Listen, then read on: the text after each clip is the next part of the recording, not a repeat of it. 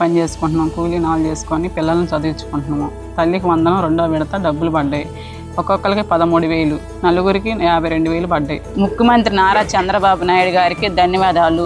విద్యాశాఖ మంత్రి లోకేష్ గారికి ధన్యవాదాలు. ఉప ముఖ్యమంత్రి పవన్ కళ్యాణ్కి ధన్యవాదాలు. ముఖ్యంగా మన జోలకంటి బెమ్మారెడ్డి బాబాయ్ గారికి ధన్యవాదాలు.